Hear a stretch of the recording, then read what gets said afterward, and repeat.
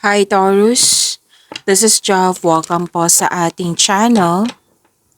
By the way, Taurus, this is your weekly by tarot reading from May 11 to May 17, 2026.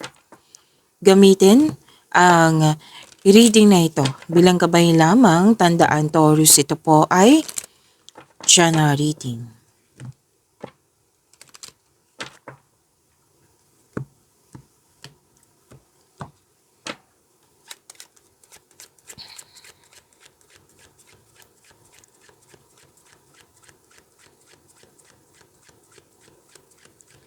Mga parating po para kay Taurus ngayong May 11 to May 17, 2026.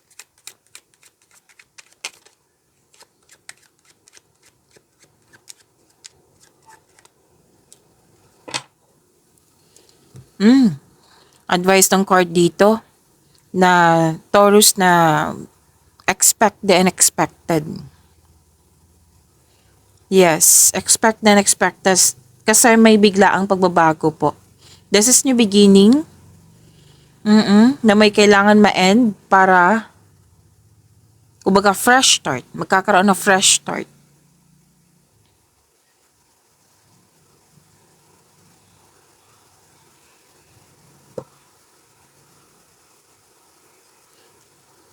Something is in need of your attention. Excuse me.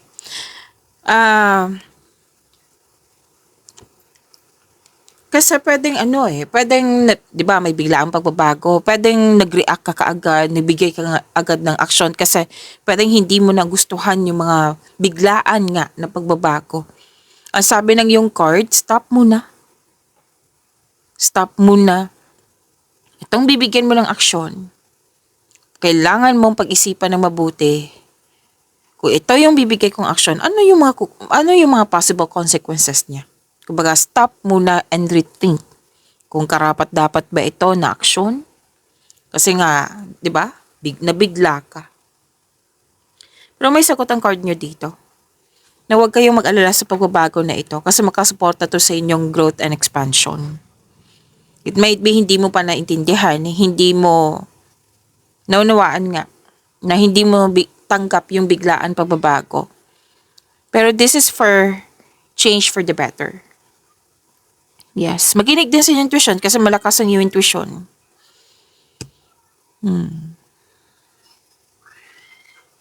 Kasi ang minsan, ang akala natin, pinapahirapan tayo. Yun pala ay for growth and expansion.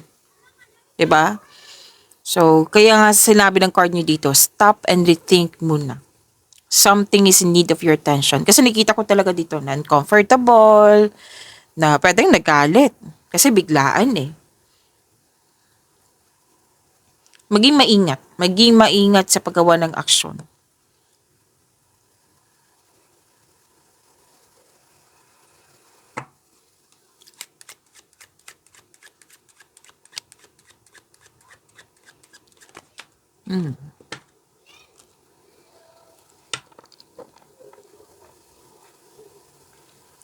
Okay. Makaka-receive ka ng positive news, oh. Mukhang tatanggapin mo talaga itong pagbabago na ito. Okay.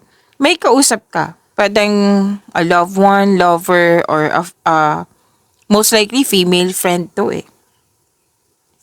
Pwede din naman lalaki, pero most of you is may dito, energy ng female na malapit sa'yo, babae.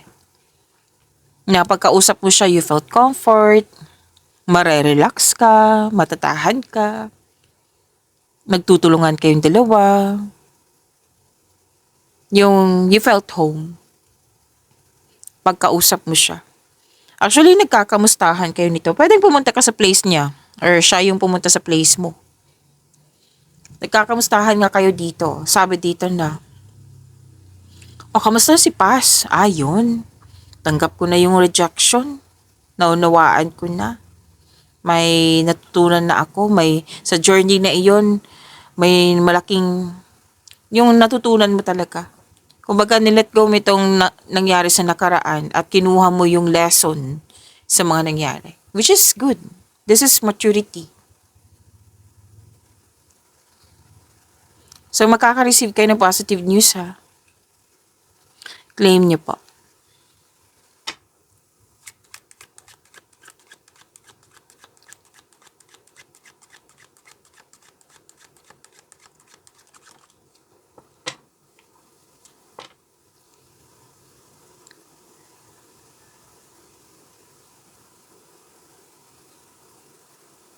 Okay.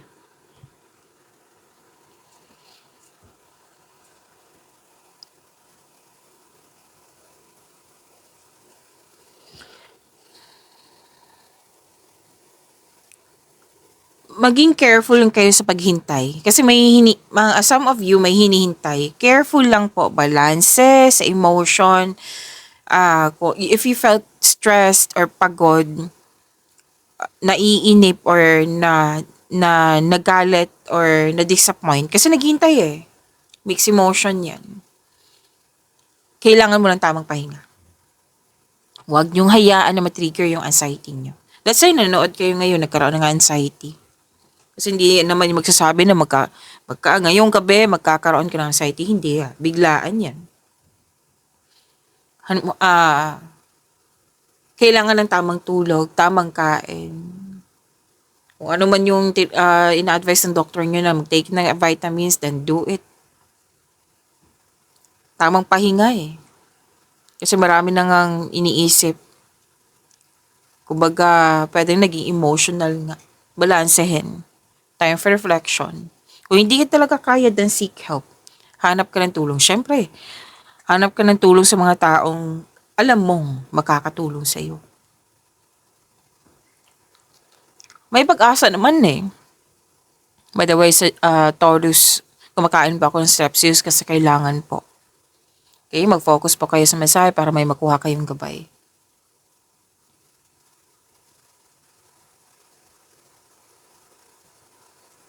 May pag-asa po. May pag-uusap din tungkol dito sa large transport vehicle. Pwede sa airplane, sa ship, bus, truck, or kung ano man ito. May isolation, may feeling of abandonment, may fear of separation, or feeling burnout. May babae dito na malungkot. Oh. Nang dahil sa space or separation. Kung hindi man ikaw to, tulungan mo siya. Pwedeng ikaw to. Okay? Okay, tutulungan mo yung sarili mo. Sabi ng yung isang card mo dito. Okay.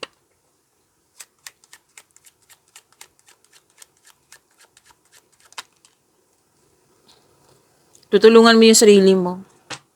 Nakikita ko dito. Kung ikaw man to. Or kung ibang tao to, tutulungan mo itong tao ito.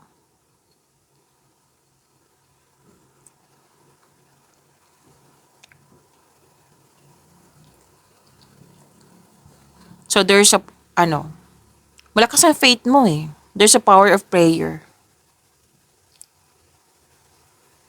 Pwede nag-express, di ba, naging emotional ka ngayon, nag-express ka na para ma-release na talaga. It might be ikaw yung klaseng tao na kailangan may kausap. Oo. Na kailangan i-express mo to para maging okay na. Para mas maging magaan na. Di ba may mga taong ganyan? So, malakas ang faith mo, there's a power of prayer. Sinabihan ka ng card mo dito. Pwedeng pumunta ka ng church, chapel, or di kaya may pag-uusap sa tungkol sa church type building. May hustisya po. Taurus. May official matters dito, nag-uusap regarding sa law, legal matters, and you have authority. May kausap ang ilan sa inyo dito na isang attorney, lawyer, judge, priest, medical specialist. Kasi nirelease mo to eh. Kausap mo itong mga taong ito kasi alam mo makakatulong sila sa iyo. Like, you're asking for guidance. May justice Yes. May concern kayo sa isang tao na walang pakialam, hindi nabibigay ng halaga, cold-hearted. Baka ito yung dahilan na nag-open up ka sa ibang tao.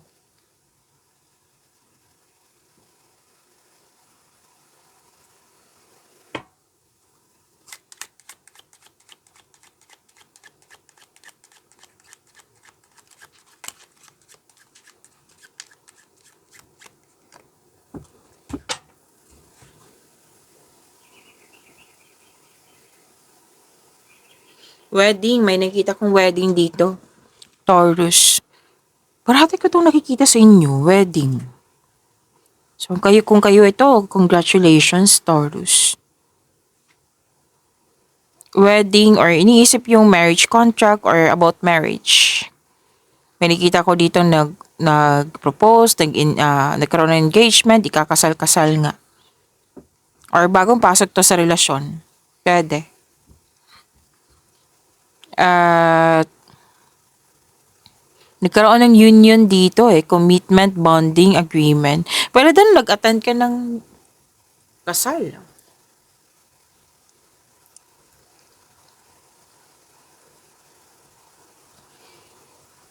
May marriage contract ako nakikita dito. Hindi lang to sa love and romance. Nakikita ko rin dito yung may material prosperity, may mabubuntis or buntis na. May nakita rin ako dito sa deal, commitment sa career and money. Yes, may nakita kong deal, commitment, agreement, promises. Signing of contract. Yes, may nakita kong signing of contract dito. Claim niyo po ha, deserve niyo po ito. Taurus, ang ganda ng cards mo.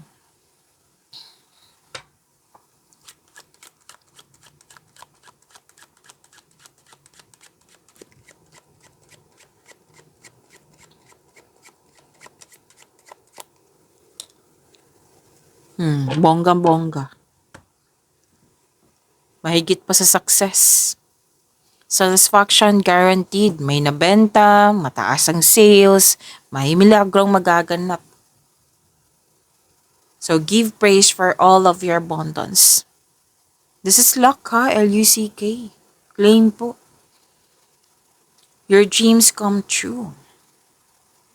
Kung nag-iisip kayo ng negosyo po, sabi ng yung card dito, na magagamit niyo po yung unexpressed talents niyo, like hidden talent niyo. Yan yung magbibigay ng yaman sa'yo. Okay, this is good luck. This is success through good fortune. Magandang kapalaran po ha. Claim, claim, claim. Kung hindi pabor sa'yo noon, ngayon magiging pabor na.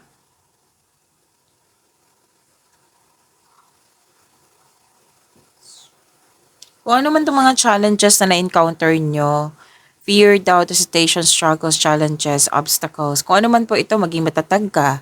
Kasi magiging maayos na ito ngayong week na ito. Magkakaroon ng stability, may pag-uusap sa long lasting, may pag-uusap din tungkol sa hometown po. Kuha tayo ng angel number for you, Taurus, ngayong May 11 to May 17, 2026.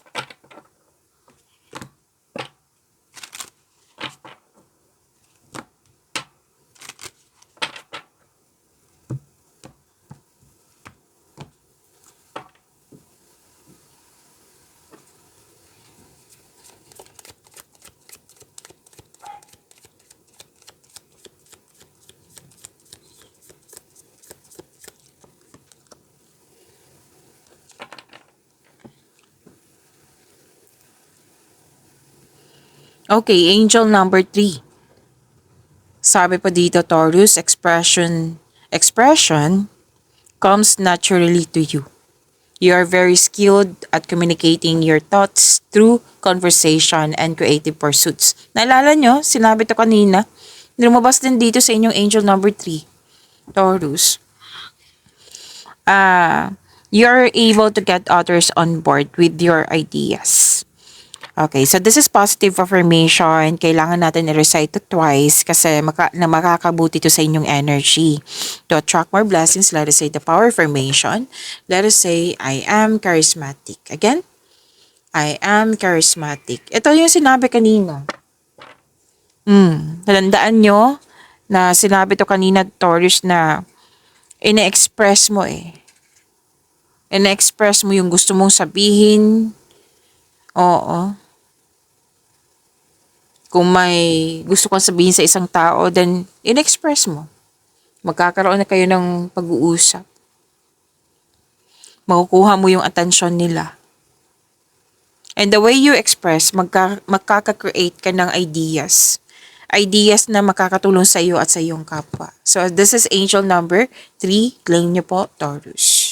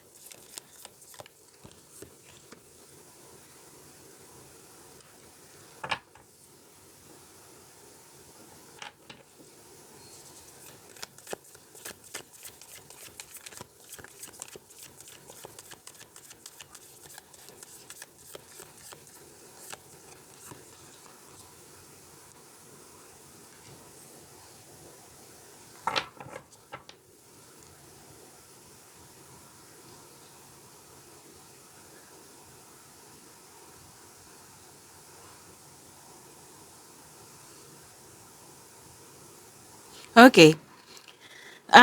Taurus, maraming salamat po sa mga hindi nag-skip ng ads. Subscribe na po kayo sa ating channel at click bell notification para updated po kayo sa reading natin. Para po sa mga gusto magpa-reading po, comment po kayo ng personal reading and check my reply sa comment section.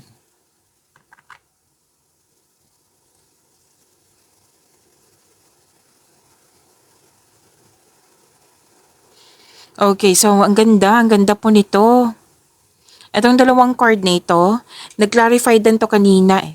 Lalo na sa inyo angel number 3 na nang dahil sa pagiging expressive mo, nang dahil sa nakikinig ka sa iyong sarili, nakaka-create ka ng ideas na makakatulong sa iyong sarili at sa iyong kapwa. Lumabas din po siya dito sa iyong dalawang cards na ito. Wow, big blessings to ha from the universe, new ideas. Ako gustong-gusto ko tong ideas na ito kasi andyan yung kaunlaran eh, bigay yan ng universe sa iyo. Meaning to say yan yung na yung nakalaan sa iyo. Clarity, new ideas, this is new also new beginnings. Nagkaroon ng determination, marami kang new ideas na agad mong binigyan ng aksyon para magkaroon ng maagang resulta. May magaganap na importante pag-uusap or confrontation sa isang tao. Alala nyo, yung sinabi kanina na may mga kausap ka. Ang advice ng card nyo dito, makinig ka sa iyong intuition. Kasi ito yung magagabay sa iyo sa susunod na hakbang na pagkilos, patungo sa right path, patungo sa success. Napansin din nila na may improvement sa iyong communication skills. Sa mga single dito ha, huwag kayong mag-alinlangan na mag-invest sa bagong relasyon. Deserve din mahalin. Kasi mukhang may nagustuhan ka na or may nagkagusto na sa iyo. This is an opportunity. So huwag kayong mag-alinlangan. If you're not ready nga, you have to forgive yourself, forgive the situation, and forgive the past ng mga nangyayari sa nakaraan. Be ready kasi ibibigay talaga to sa iyo. May nararamdaman ako na katadhana to talaga sa iyo. So, magsimula ka sa forgive yourself. Okay, sunod yan, forgive the situation and forgive this person. Tandaan nyo ha, we can forgive this person. Kung may trauma, you can forgive this person through your mind and heart. Hindi na kailangan na kausapin. Like, i-pray mo kay God. I-state mo yung name niya. Tapos, hingi ka din ng divine assistance na magpatuloy.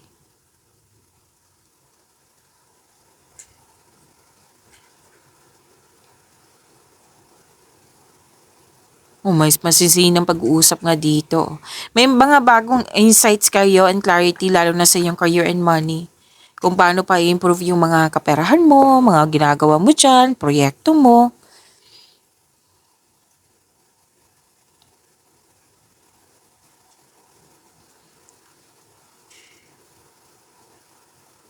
Alam mo, ang ganda ng blessings. Kasi realization, mga new ideas. Ang ganda talaga. Mm. Kailangan to ng aksyon ha. Siyempre, sa paggawa ng aksyon, kailangan ng konkretong plano. Nagkaroon ka din ng time for reflection, mas lumawak yung vision mo sa buhay. Kasi may mga ideas ka na eh. Yes, maging maingat lang kasi 'di ba malakas yung intuition. May malalaman ka eh kung na yung taong naloko sa yung maluloko or sikretong nabulgar ito. Pwede, sikretong nabulgar. Na maging maingat ka kasi may taong malapit sa na hindi totoo sa Alam mo to kung sino? Kasi sinabi dito.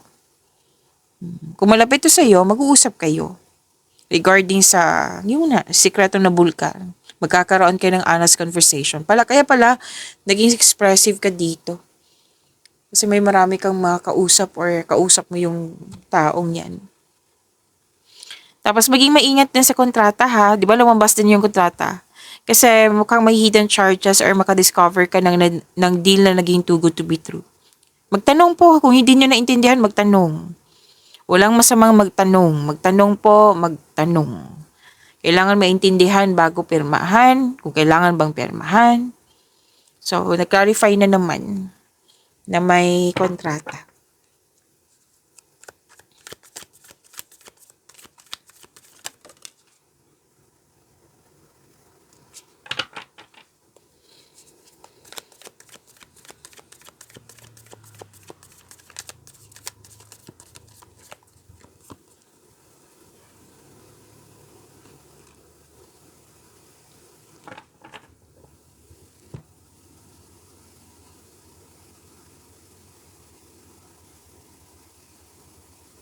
Oh, ang ganda ha.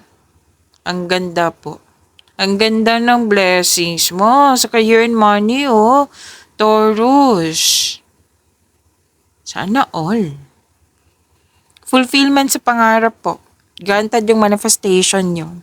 Happiness na nakikita ko dito. Granted yung manifestation, fulfillment sa pangarap.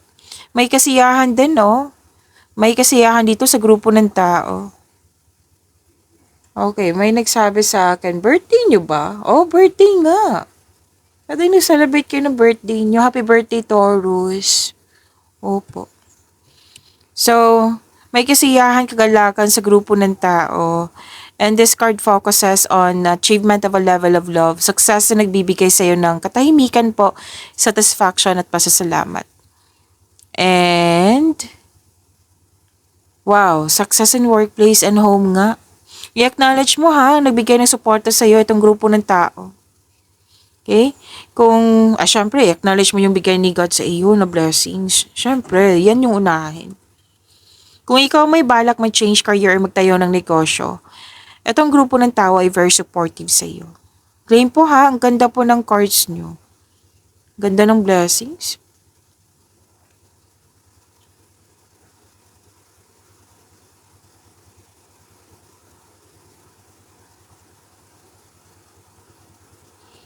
Wow, puro offer nakikita ko dito. Itong dalawang card na ito, puro offer. Opportunities na dumadagsa. Bagong opportunities to ha, or project. Na very excited ka, Taurus. Tapos ang yung pwedeng o boss or amo or kung sino man to na very supportive nga. Dalawang card mismo nagsabi dito nang siyang dahilan na magkakaroon ng pagtaas na kita, sweldo, allowance or na yung posisyon, promotion po. Na kung may araw po na feeling mo stagnant po, kailangan mo magkaroon ng inspiration eh. Isipin mo yung inspiration mo para ma-enjoy mo yung mga ginagawa nyo. Makakatanggap po kayo ng mabuting balita po. May bago kayong kasamahan, no? Bagong kaibigan, at may bagong gamit. I'm happy for you, Taurus. Deserve nyo yan kasi naging masipag kayo sa araw-araw.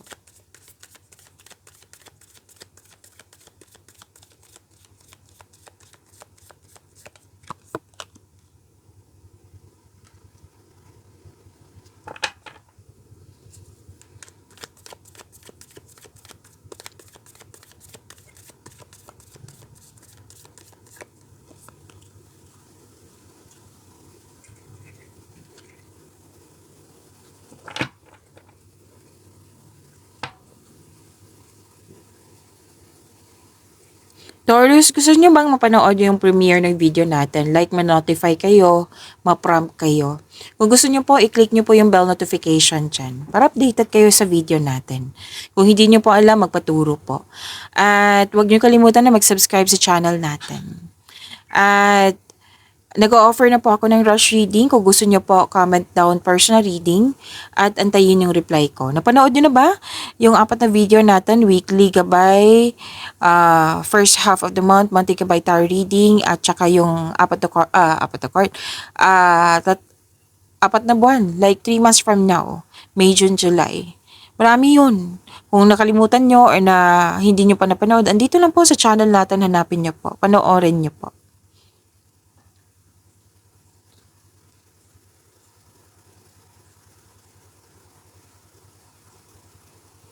Love life, self-love, partnership, and romance. Makinig kayo sa inyong intuition na. Kung meron kayong emotional intelligence, this will lead you to the answers you need about your romantic urges. Kung naghahanap kayo ng solusyon sa inyong problema, sagot sa inyong mga katanungan, trust your own counsel first. Magtiwala po na nasa iyo yung sagot, nasa iyo na yung solusyon. Okay? At sabi din dito na instead na trust your feelings instead na mag-overthink or mag-overanalyze. Gamitin niyo po yung intuition niyo. Malakas ang intuition niyo, oh. Nang dahil sa nakinig kayo sa intuition, may makukuha kayong wisdom message na magkakaroon ng awareness, magagamitin mo na yung common sense. This is about single. Sa lahat single ka man, marelasyon sa buhay mag-asawa po. Okay? Andito din po, may malalaman ka sekreto. Lumabas din siya dito at dito din. Nag-clarify na naman. Different card po siya.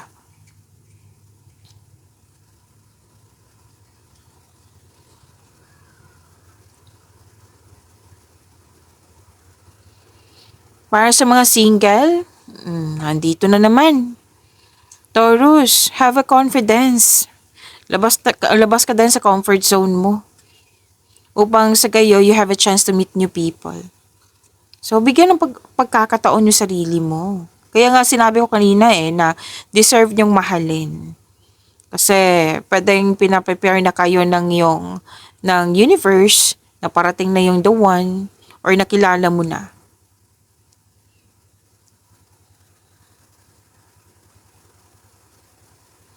Para sa mga marelasyon, may concern dito or may problema ka. Kailangan mo siyang kausapin. Kasi mukhang hindi niya naintindihan or hindi kanya kuha or hindi niya alam. Kumbaga, kampante na siya sa inyong connection. Kailangan mong i-open up to. Improve your communication. And I believe mag-uusap kayo, magkakaroon na kayo ng honest conversation which is sinabi din dito kanina. So, feel your fears and take action anyway. Huwag mong pairalin yung fear mo, like, mas mangingibabaw yung fear. Oo, huwag mong hayaan, huwag kang pumayag. Magkaroon ng resilience po. Take an action with courage. Magagawa mo to, nakikita ko naman na ma-overcome mo to mga obstacles na to, challenges na ito, fear na ito.